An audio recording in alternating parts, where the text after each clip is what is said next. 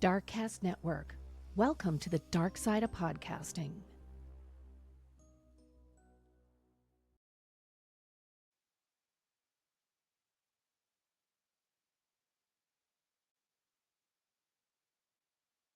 First, crews searching for 4 missing men working into the night. And right now, there are new developments from the search site in Bucks County as the lone person of interest is back behind bars. And in just the past 30 minutes, authorities say they will announce major developments in the case during a midnight news conference, and we will bring that to you live. Good evening, everyone. I'm Yuki Washington. Jessica has the night off.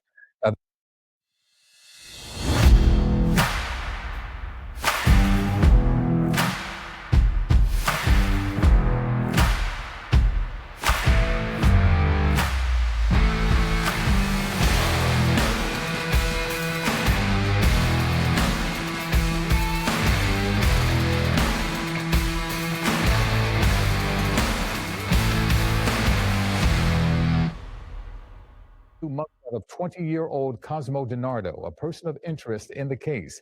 He was arrested and charged today with stealing the car of Tom Meal, one of the missing men. Police found that car on the property in Solebury, Bucks County that belongs to the DiNardo family. DiNardo was being held on $5 million cash bail. He had been out of jail for 24 hours on a weapons charge. Meantime, the search continues in Solebury. The FBI has been using heavy equipment to dig a deep ditch and sifting through each bucket of dirt by hand. Hi, everyone, and welcome to episode 29 of Stop Who Does That. I'm your host, Jackie. I'm Jenna. And today we will be bringing you part 2 of The Lost Boys of Bucks County. In part 1, we talked about the 4 missing boys, the timeline, and gave some background on the deranged killers, Cosmo DiNardo and Sean Katz. In part 2, we're now going to dive into the chilling discovery of the bodies and the aftermath that occurred in the community. So let's get into it, Jenna. Okay, Jackie. So in part 1, we left off with Jimmy, Dean, Mark, and Thomas all being lured to the same property, the family farm of Cosmo DiNardo in Bucks County, Pennsylvania. We went over the property map, covered 90 acres, very extensive property. Very secluded, so investigators begun piecing together their final movements of all 4 boys and their connection to Cosmo DiNardo. By July 10th of 2017, all signs were pointing to one location, the secluded farm property in Solebury Township, owned by the family of Cosmo DiNardo. As the search for the missing men intensified, detectives and search crews began combing through the rural property on July 11th. That's the clip talked about a little bit that we played, searching through buckets of dirt by hand. Wow. 90 acres. So that they moved very quickly. They must have had a lot of manpower working round the clock, basically. What they were about to uncover there would turn a missing persons investigation into one of the most disturbing murder cases in Pennsylvania history. The property of searching it was no small task. Investigators brought in dozens of law enforcement officers, search crews, cadaver dogs, and heavy equipment to comb through the rural property. For days, authorities carefully worked their way across the farm, examining every area that might hold a clue about what happened to the missing 4 young men. Every day that went by, the families of the boys, as well as the entire community, state, and nation, were anxiously awaiting for police to announce that they found something. And by this time, it was national news. Everybody was talking about it. Like we said, people were holding on to hope that maybe the 4 boys were alive. Maybe they were being held captive on the farm. We didn't know. In fact, I remember when we would talk about it at work, we did hope they for in some thick way, he was just holding them hostage, basically. Right.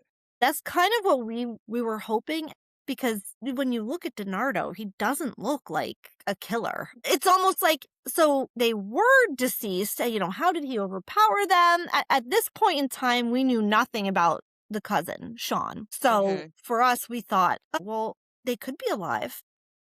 Right. I mean, at the same time, it goes to show, even if you have 4 people, if you're exerting control and aggression over them, you can easily overpower them. Mm-hmm. Yeah. Yeah. So everybody was holding out hope, but eventually investigators began focusing their attention on a particular area of the property near a large metal tank that had once been used to store oil. Detectives noticed something suspicious there. The ground appeared to have been recently disturbed. And the next day, July 12th, 2017, using a backhoe and other heavy equipment, search crews began digging. As the earth was slowly removed, investigators uncovered a large hole, approximately 12 feet deep. That's deep. Very. My goodness. I could imagine it stood out to them. The ground was disturbed. It looked like freshly moved dirt compared to the pristine woods of the surrounding area. Of course, this would stand out to them. They're thinking, God, this is not good. Then came the discovery that confirmed their worst fears. Inside the pit, authorities found human remains. In fact, 3 bodies to be exact. The victims were later identified as Dean Finocchiaro, Mark Sturgis, and Thomas Mio. This now became a homicide investigation involving multiple victims. However, one of the missing young men, Jimmy Patrick, had not been found in the grave with the other boys. And I remember when this happened, we thought, well, certainly Jimmy must be alive. Was he working with Cosmo? Was he a part of it? Like, we all thought, because they found 3 and not 1, right, Jimmy was still alive. Like, maybe he spared him. Maybe he's still out missing, or maybe it had nothing to do with it. Because they were friends. Yeah. They were the only 2 that they went to school together. Like, they were. Right. Yeah. So we thought, well, maybe he was a part of this. Or maybe he spared his life. Yeah, I do remember that. It's like that thought does cross your mind. You just so badly want a good outcome. And this was just so horrifying to find the 3 bodies in this mass grave. It was poor moms and dads. Yeah, it was just horrifying. It wasn't what anybody was expecting. It pretty much was confirmed. I mean, just imagine you're standing by for a couple days watching crews dig through this property. All roads lead back to this property. You don't know why or how, but they do. And you're seeing the police crews digging up the property. I mean, I'm sure as a parent, they must have a high suspicion my child is on this property somewhere, not alive. And then to find all 3 of them together, that's just really grotesque and alarming and chilling. And I can't imagine. And then Jimmy's parents, obviously, like, he's not in there. So then they don't know what to think. Yeah. And police wanted answers, and they. Yeah. And I'm sure Jimmy's parents want answers. They want to know where their son is. He's not with the other 3. So where is he? Yeah. So I do want to say that Cosmo DiNardo was always considered the number 1 suspect, like, right from the beginning. So it wasn't like a who did this. Like, everybody knew. Right. They kind of knew. But it was they just couldn't take him in until now on the homicide charges. The why and the how, like, he was so sick in the head. I mean, it is jogging my memory now, like, how many times he was in and out of jail. Like, he was in jail for the weapons charge, then he got out. Then he went back because of the car on his property, and they considered it theft. Stolen, Went in, got out, and then now they find the bodies. Now he's going back in for good. Yep. What a roller coaster. But yes, speaking of Jimmy and not knowing where he is, this is where investigators made a controversial decision. The Bucks County District Attorney's Office offered Cosmo, who's now taken in at this point, they offer him a deal. If he cooperated with investigators and revealed the location of Patrick's body, prosecutors would remove the possibility of the death penalty. And DiNardo accepted. On July 14, 2017, the information he provided led investigators to another area of the farm near the top of a small hill. There, after more searching, investigators made yet another devastating discovery. The remains of 19-year-old Jimmy Patrick, buried separately from the others. During his confession, DiNardo told investigators that he had carried out the shootings, but his cousins, Sean Kratz, had been present during the murders of Dean, Mark, and Thomas. According to DiNardo, the events began on July 5th, 2017, when Jimmy came to the farm first, believing he was there to purchase marijuana. DiNardo admitted that he shot Jimmy and buried him on the property. Then 2 days later, On July 7th, 3 more men, Dean, Mark, and Thomas, arrived together at the farm expecting to complete another marijuana transaction. According to DiNardo's statement, once the 3 victims arrived, he opened fire, killing them one after the other. Katz was present during the shootings and later helped DiNardo attempt to cover up the crimes. Thomas was struck in the back and instantly paralyzed. Mark attempted to flee, but DiNardo shot him multiple times, killing him. Then this is the hard part.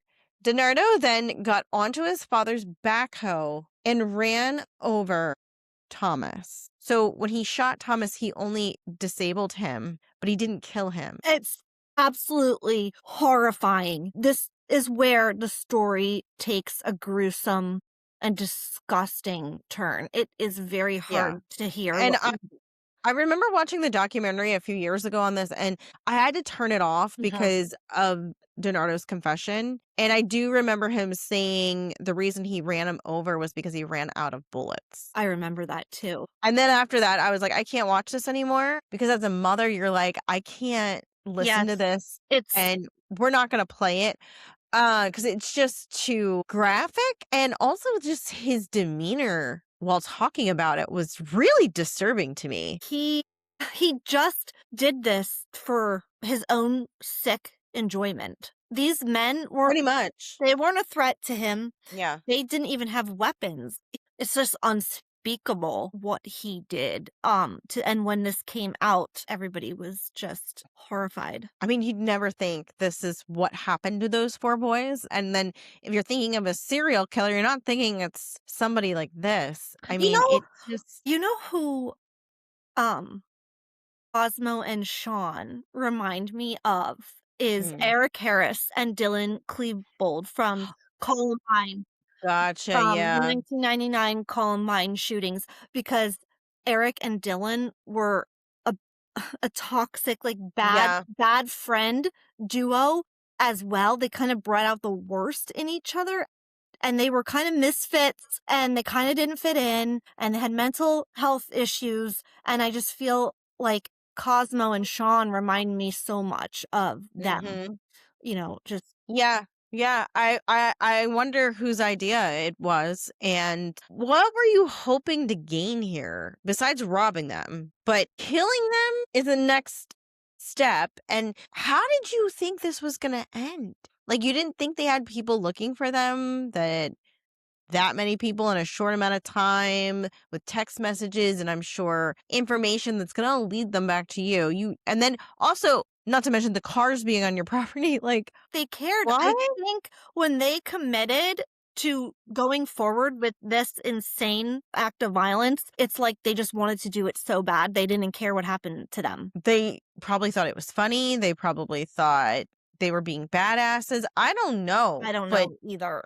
I can't believe these 4 boys were just taken from their moms and dads like that. Unreal. All over marijuana and money, which I'm sure they probably didn't even have a whole lot of money on them. I'm sure Cosmo DiNardo didn't even need the money. His family was rich, and he could have had, and he did have, from the research I did, Cosmo DiNardo grew up having anything he ever wanted. To say he was a spoiled brat is like an understatement. Like, the kid got anything he wanted: cars, toys, trips, money. He wasn't denied anything. And I think it was to his parents' detriment that they treated him this way. They created some kind of monster as well, with boosting his ego, feeding his impulses, getting him whatever he wanted. He didn't have any consequences. I don't even think he had a job. They let him live on the property despite all of his mental illnesses and biting his mom's arm. You know,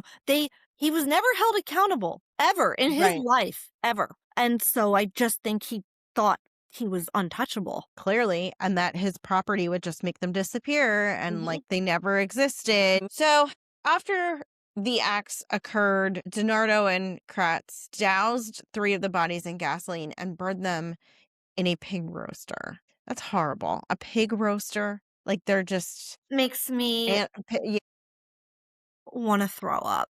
They are just demonic, demented, and sick. You're already on the farm, secluded farm property. Why would you do that to the bodies? It's very sick. Yeah. So after he burned them, then he dug the 12 feet hole and placed the 3 of them in there. And then, as we know, Jimmy's body was found elsewhere on the property. So I don't know. I mean, I guess prosecutors making that deal, it was to give Jimmy's family some closure. But I hope they talk to the other families about that, because taking the death penalty off the table is a pretty big deal. But at the same time, we have a moratorium on the death penalty in Pennsylvania right now since 2015. So it was already in place at this point. I mean, what difference would it have made? I am glad that he like we'll talk about this in a little bit, but they didn't have to go to trial for Cosmo. At least the family was spared that. As we know, in trial they bring up all these details, photographs, and everything else. So I'm glad the family got spared from having to go through that. But like you said, I mean, well, he cut a deal for what? Like, he wasn't going to be put to death anyway. Yeah. Technicalities. Yeah, well, with now Cosmo implicating Sean, his cousin, which, again, they probably had nothing linking these murders to Sean other than Cosmo implicating him. Investigators then moved quickly to locate Sean, and then once apprehended, he was charged with criminal homicide, conspiracy, robbery, and abuse of a corpse. So yeah, here's their mugshot.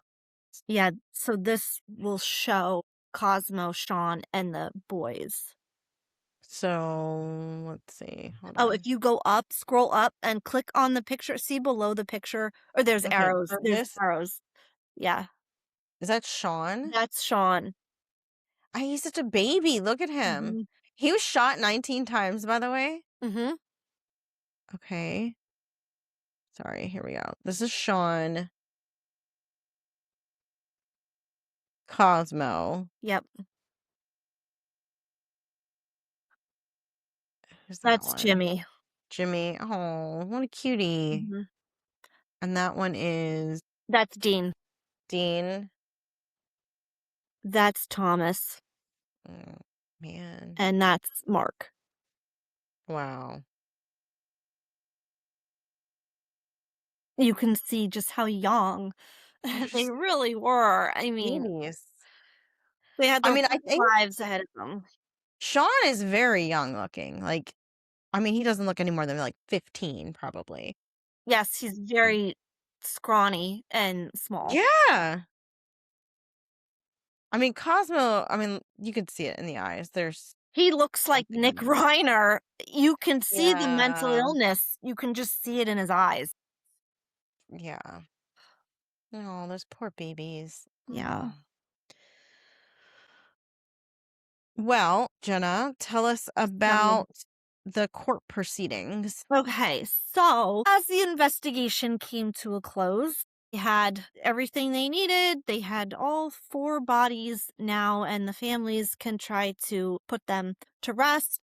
Both Cosmo DiNardo and Sean Kratz face multiple charges related to the murders of the 4 young men.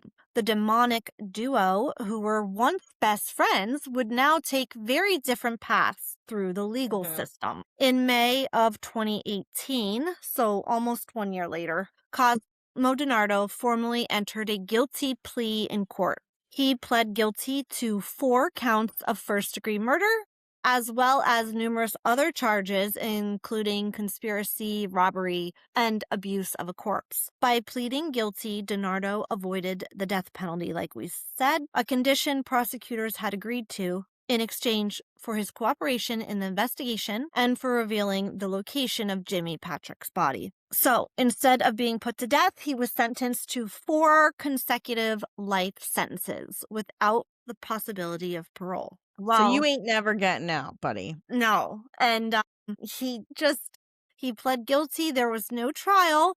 And this case just moved so quickly this is less than a year after the crime. And he's already been sentenced and, beginning his lifetimes of prison. So while DiNardo accepted responsibility for the murders, his cousin, Sean Kratz, chose to take his case to trial, which I don't know what the point of that was, Jackie, but I guess in his mind, he's like, well, all you have is Cosmo throwing me under the bus. But Yeah. okay. Like, I'm sure there's not text messages.